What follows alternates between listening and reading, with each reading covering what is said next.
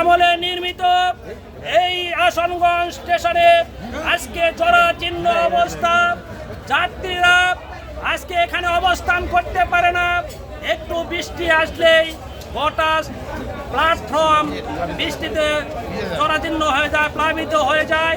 এই স্টেশনটি সংস্কার অতীব জরুরি।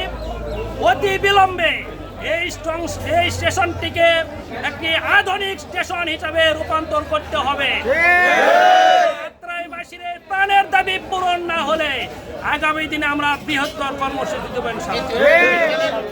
তিতুমি ট্রেনের আসন সংখ্যাও বৃদ্ধি করতে হবে এবং রাতের যে সীমান্ত এক্সপ্রেস ট্রেন আছে এই ট্রেনটা এখানে স্টপেজ দিতে হবে, যাতে করে আমাদের ব্যবসায়িক ভাইয়েরা সারাদিন ঢাকায় কাজ করে আবার যাতে রাতে আমাদের এই প্ল্যাটফর্মে তারা নিশ্চিন্তে নামতে পারে।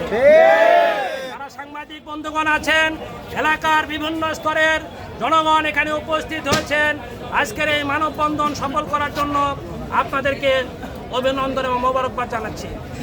ভবিষ্যতে আত্রাই উপজেলার কি ধরনের উন্নয়নের কাজ করবেন? ভবিষ্যতে আত্রাই উপজেলায় এই ট্রেনটির যাত্রাবিরতি নিশ্চিত করার লক্ষ্যে আমরা ডবল লাইন 3 লাইন আমরা করব।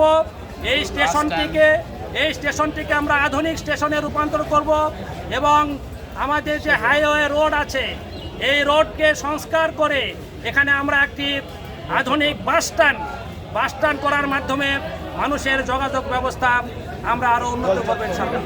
এবং